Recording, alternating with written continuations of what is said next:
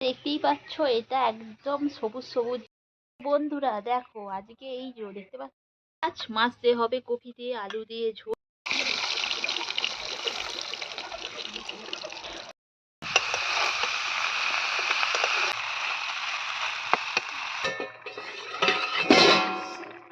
ফুলকপি নিয়ে চলে এসেছি, আর শীত মোটামুটি শেষের দিকে, শীত সেরকম নেই, তো ফুলকপিটা বেশ সুন্দর। আর দেখতে পাচ্ছ কত বড় ফুলকপি, এই বড় ফুলকপি। আর ফুলকপির ঝোল বানাবো, মটরশুঁটি এই যে দেখো বড় বড় করে কেটেছি, আলু শিম, তো বানাবো ফুলকপির ঝোল হিংচে। আর গরম পড়তে না পড়তেই মানে হালকা গরম, আর এই সময় তো মানে তেতো খাওয়াও প্রয়োজন, আর হিংচে তো শরীরের পক্ষে খুবই উপকার। আর দেখতে পাচ্ছি একদম কচি কচি হিংচে, তো এইগুলোকে আজকে হিংচে সিদ্ধ করবো আলু দিয়ে মাখা, আর খেতে বেশ দারুণ লাগে। দেখো ভাত তো প্রায় চাপিয়েই দিয়েছি, আর ভাত ফুটছে। তো মাটির হাঁড়িতে ভাত একটু ফুটে গেলে একটু জালটা আস্তেও দিতে হয়, কারণ না হলে সমস্ত যে ফ্যানগুলো আছে গড়িয়ে গড়িয়ে পড়ে যায়। আর এই যে ভাতটা মোটামুটি হয়েছে, আর আজকে তো বানাবো এই যে ফুলকপি দিয়ে, আর এই যে মাছ ধুয়ে রেখে দিয়েছি, রুই মাছ, তো এটা দিয়ে ঝোল বানাবো। তো মাছের এখন নুন হলুদ মাখানোর পর্ব চলছে, মাছটা ধুয়ে রেখে দিয়েছিলাম, আর নুন হলুদ মাখানোর পর্ব শেষ হলে দেখতে পাচ্ছ মাছের পিস আর কপিতে আলু দিয়ে ঝোল হলে তো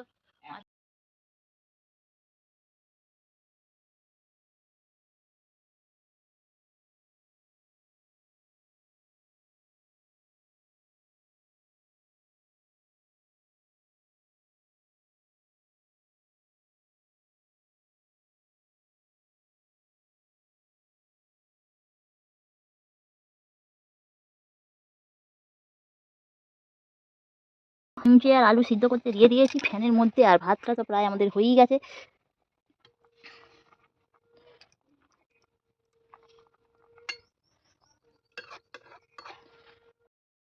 মাছে নুন আর হলুদ মাখিয়ে রেখে দিয়েছি, আর এই যে কড়ার মধ্যে দিয়ে দিয়েছি তেল, তো তেলটা গরমও হয়ে গেছে। আর এই তো এবার মাছটা ভেজে নেবো, আর খুন্তি করে দিয়ে দিলাম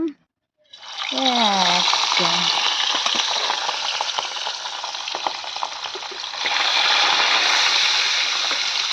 আর একটা জায়গা আছে দিয়ে দেবো,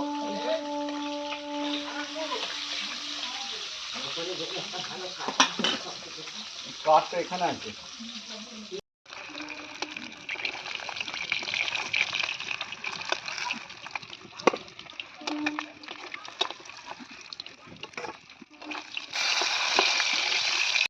এখানে কিছুটা মাছ ভেজে তুলে নিলাম, আর এখানে রয়েছে কিছুটা মাছ, তো এগুলো দিয়ে দেবো ভাজতে।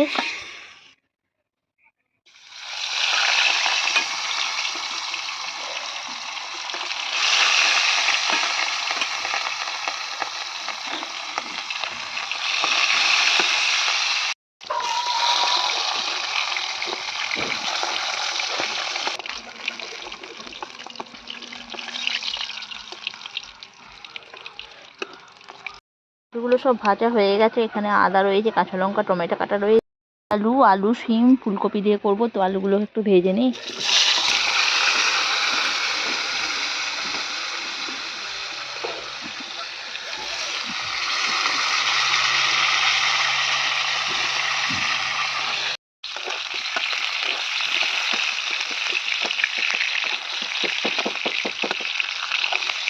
ঠিক আছে, আর এই যে বড় বড় ফুলকপি দেখতে পাচ্ছ, তো এগুলো দিয়ে দেবো।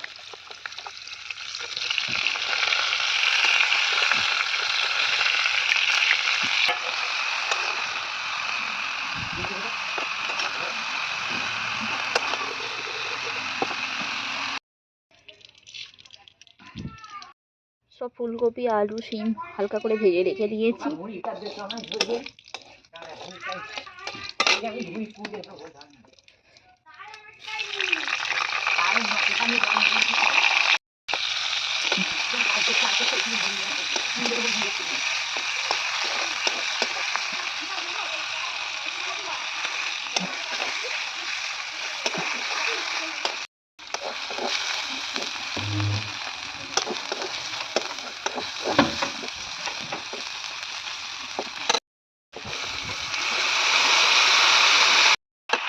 তো এই যে মশলা দিয়ে এবার এটাকে ভাজছি।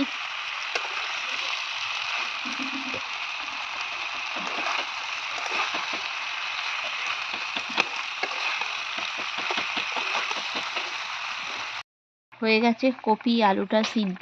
তো এবার আমি মাছগুলো দিয়ে দেব।